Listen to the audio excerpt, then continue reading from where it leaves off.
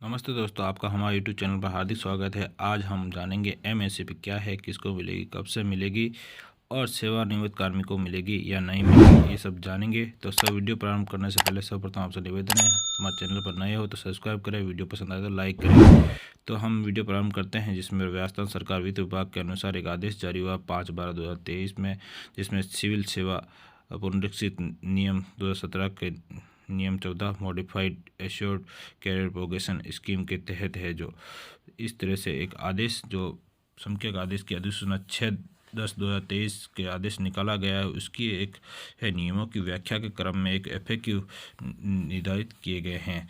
तो क्या 1/4/2023 से पहले सेवानिवृत्त हो चुके कर्मचारियों पर वित्त विभाग की अधिसूचना 6/10/2023 के अनुसार MSP अनुबंध है? MSP का जो उत्तर है, जिसमें MSP के प्रावधान 1/4/2023 से प्रभावित किया गया, अतः इससे पूर्व सेवानिवृत्त कार्मिकों को इसका लाभ देय नहीं होगा, अर्थात जो रिटायर हो चुके उनको नहीं मिलेगा। दूसरा प्रश्न, क्या दिनांक 1/4/2023 से पहले स्वीकृत SCP की तिथि से काल्पनिक रूप से SCP में वेतन का निर्धारण किया जाएगा और दिनांक 1/4/2023 से इसका नगद लाभ देय होगा क्या? तो इसका उत्तर है MSP योजना दिनांक 1/4/2023 से लागू की गई, अतः इससे पूर्व की अवधि में काल्पनिक रूप से वेतन का निर्धारण नहीं किया जाएगा। यानी कोई भी पहले से है जो काल्पनिक वेतन निर्धारण नहीं होगा, जो भी निर्धारण होगा वह 1/4/2023 के अनुसार नियमानुसार देय पे लेवल में वेतन का निर्धारण नियम 14(2) कोष्टक 3 के अनुसार होगा। अर्थात जो पहले हो चुका है, पूर्व में SCP मिल चुकी है तीसरी या 27 वर्षीय, तो उसका लाभ है जो काल्पनिक नहीं मिलेगा, वो सभी लाभ 1/4/2023 से ही मिलेगा। तीसरा प्रश्न, क्या आगामी पदोन्नति अथवा SCP तक योजना बने रहने अथवा MSP योजना का लाभ देने के लिए विकल्प दिया अनिवार्य है? अधिसूचना दिनांक 6/10/2023 से 5/1/2024 तक अर्थात 3 माह के अंदर कार्यालय अध्यक्ष को लिखित रूप में MSP या SCP का विकल्प देना होगा। 3 महीने की अवधि के पश्चात अगर कोई नहीं देता है तो MSP का विकल्प दिया हुआ माना जाएगा। इस तरह से अगर आप कोई विकल्प पत्र नहीं देते हैं 3 माह के भीतर 5 जनवरी तक, तो उसका MSP का विकल्प माना जाएगा। चौथा प्रश्न है साथियों, 1 अप्रैल 2023 को MSP योजना के तहत MSP की स्वीकृति देने या पे लेवल के पुनर्निर्धारण के लिए सक्षम अधिकारी कौन होगा? तो उत्तर है नियम 14(7) के अनुसार नियुक्ति प्राधिकारी सक्षम है। नियुक्ति प्राधिकारी द्वारा MSP पे लेवल की स्वीकृति दी जाने के पश्चात वेतन निर्धारण संबंधित कार्यालय अध्यक्ष द्वारा किया जाएगा। यानी आपका DDO जो कार्यालय अध्यक्ष है उसको अधिकृत किया गया है। पांचवा प्रश्न है, दिनांक 1/4/2023 को किन कार्मिकों का MSP के पे लेवल में वेतन का पुनर्निर्धारण किया जाएगा? ऐसे कार्मिक जिन्होंने नियम 14 के उप नियम 3 के प्रावधानों के अधीन देय पे लेवल से नीचे का पे लेवल स्वीकृत है, उनका MSP के तहत देय पे लेवल स्वीकृत किया जाएगा। नियम 14(2)(3) के प्रावधान के अनुसार MSP के दिनांक 1/4/2023 को देय पे लेवल में समान स्तर पर वेतन निर्धारण किया जाएगा। छठा प्रश्न है, यदि किसी कार्मिक की पदोन्नति और आगामी MSP दोनों 1/4/2023 को देय है तो वेतन निर्धारण किस प्रकार किया जाएगा? क्या पहले पदोन्नति होगी या फिर पहला MSP होगी? तो उत्तर है, यदि कार्मिक की पदोन्नति और आगामी वेतन CP 1/4/2023 को होती है तो प्रथम तक कार्मिक का पदोन्नति पर पद पर लेवल निर्धारित होगा, फिर उसके पश्चात MSP का वेतन निर्धारित किया जाएगा। फिर अगला है जो साथियों, आपको ये ध्यान रखना है कि इसमें जो अगर पदोन्नति होती है तो पहले पदोन्नति पर फिक्सेशन होगा, फिर उसके पश्चात MSP पर वेतन निर्धारित किया जाएगा। सेम कार्डर सेम सर्विस से क्या आशय है? सेम सर्विस सेम कार्डर का आशय कार्मिक की जिस सेवा संवर्ग में नियमित नियुक्ति हुई है उस संबंधित सेवा के सेवा नियमों में उल्लिखित पदोन्नति के पदों से है। अधीनस्थ सेवा में नियुक्त कर्मचारी के अधीनस्थ सेवा के पदोन्नति के पद से है। राज्य सेवा के पद पर नियुक्त कर्मचारी की राज्य सेवा के पदोन्नति पद से है। अधीनस्थ सेवा के पद से राज्य सेवा में पदोन्नति के पद सेम सर्विस के नहीं है, अर्थात जो जिस कैडर्स में नियुक्त है उसी कैडर में अगर उसकी होती है तो उसको MSP मिलेगी। अगर वो कैडर चेंज करके के अलग कैडर में चला जाता है तो वो सेम सर्विस या सेम कैडर के अंदर नहीं आएगा।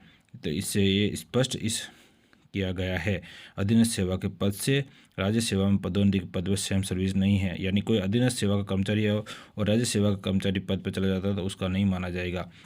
अब साथियों हम आगे हैं जो विभिन्न जिला शिक्षा अधिकारी जेडी ऑफिस से निकले आदेश के बारे में चर्चा करेंगे। इसमें कार्यालय संयुक्त निदेशक स्कूल शिक्षा उदयपुर का एक आदेश जारी हुआ है 13/12/2023 की डेट में, जिसमें उन्होंने है जो कार्यालय अध्यक्ष को अधिकृत किया है कि वो एमएसपी से संबंधित है जो कार्मिकों को वेतन निर्धारित कर सकते हैं। दिनांक 1/4/2023 से पूर्व सेवानिवृत्त कार्मिक को इसका लाभ देय नहीं होगा।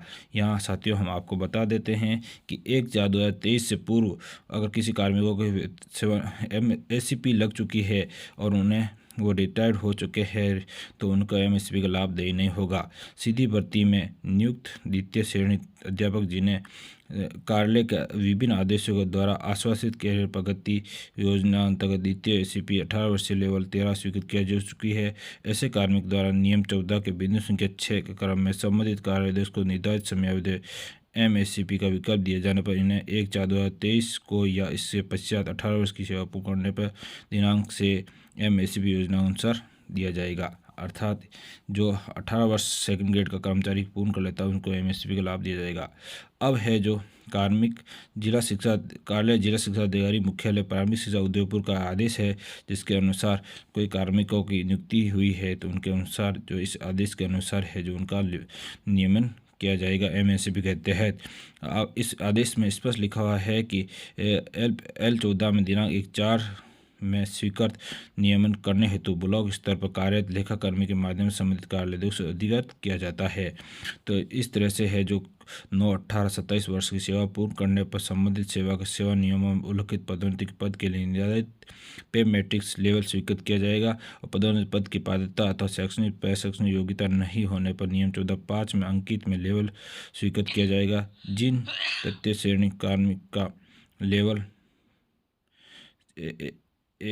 है जो उसके अनुसार किए जाएंगे, यानी 31/3/2023 तक 27 वर्ष की सेवा पूर्ण करने पर इस कार्यालय द्वारा जारी आदेशों द्वारा L13 स्वीकृत की जा चुकी है, ऐसे कार्मिकों द्वारा नियम 14 के अनुसार स्वीकृत किया जाएगा।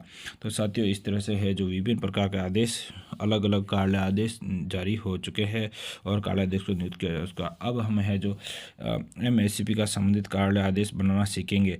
तो साथियों गूगल पर जाएंगे, गूगल पर जाकर के विभिन्न प्रकार की साइटें हैं, वहाँ से आप एमएसपी से संबंधित है जो ऑर्डर निकाल सकते हैं।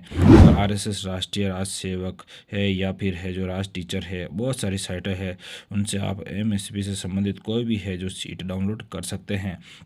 तो हमने यहाँ इन साइटों से एक सीट डाउनलोड कर ली है और इस सीट में कैसे है जो अपना डाटा भरे जाते हैं वो भरेंगे। तो सर्वप्रथम कार्यालय का नाम है, यहाँ राजकीय उच्च माध्यमिक विद्यालय जो भी आपका लगता है जिस जिले में लगता है वो जिला भरेंगे। और है जो यहाँ है आदेशकर्ता अधिकारी संभाग जिला जो भी है वो यहाँ लिख देंगे। जैसे हमने यहाँ संयुक्त निदेशक उदयपुर शिक्षा उदयपुर लिखा है। फिर उस स्कूल शिक्षा के जो जेडी ऑफिस के जो आदेश क्रमांक है वो यहाँ आदेश क्रमांक लिखेंगे और फिर आदेश दिनांक क्या है आगे हम आदेश दिनांक लिखेंगे। तो आदेश दिनांक है 13/12/2023 है और फिर आगे कर्मचारी का नाम, वर्तमान पद, एसीपी स्वीकृति दिनांक आदि है जो लिख लेंगे। जैसे हमारे यहाँ कर्मचारी छगनलाल शर्मा है तो हम यहाँ छगनलाल शर्मा लिख देंगे और फिर उसका पद है जो लिख देंगे। जैसे वो वरिष्ठ अध्यापक है और उनको एमएससीपी किस तारीख से स्वीकृत हुई है, यहाँ हमारे जो छगनलाल जी शर्मा है उनका पद एसीपी स्वीकृति है जो 3 अप्रैल 2023 को 27 वर्ष पूर्ण हो रहे थे। यहाँ 27 वर्ष 3 अप्रैल 2023 लिख दिया है, L13 लिख दिया है। उनकी बेसिक है 69,200 है, 69,200 लिखेंगे और उसके पश्चात है हम है ऑफिस ऑर्डर जनरेट वाले नीचे ऑप्शन है उस पर चले जाएंगे। तो जैसे हमने यहाँ बेसिक वगैरह सारा डाटा पूर्ण भर लिया है, अब हम ऑफिस ऑर्डर में जाएंगे। जैसे ऑफिस ऑर्डर में जाएंगे यहाँ एक कार्यालय आदेश आपका बनकर जनरेट होकर के आ चुका है। तो इस तरह से आपके यहाँ है जो कार्यालय आदेश बनकर के यहाँ आ चुका है। यहाँ कार्मिक का नाम आ रहा है, वर्तमान धारित पद आ रहा है, तृतीय एसीपी स्वीकृति दिनांक 3/4/2023 आ रहा है और दिनांक 1/4/2023 को पूर्व में L13 प्राप्त हो रही थी और पूर्व के अनुसार 1/4/2023 को 69,200 बेसिक प्राप्त हो रही थी और 1/7/2023 को पूर्व में 71,300 बेसिक प्राप्त हो रही थी। लेकिन एमएससीपी में L13 स्वीकृत हुई और 1/4/2023 को यानी 3/4/2023 को 71,100 हो जाएगा बेसिक और 1/7/2023 को संबंधित कार्मिक संशोधित L14 के अनुसार 73,200 बेसिक हो जाएगी और इनके आगामी वेतनवृद्धि 1/7/2024 होगी। इस तरह से हम कंट्रोल P दबा करके है जो प्रिंट व्यू कर ले लेंगे और ये कार्यालय आदेश है जो प्रिंसिपल साहब के जो DDO सर है जो भी है उनके साइन करा करके संबंधित कार्मिक के पुस्तिका में दर्ज कर लेंगे। हमारा वीडियो पसंद आया तो लाइक करें और चैनल पर नए हो तो सब्सक्राइब करें। धन्यवाद। आपका दिन शुभ हो।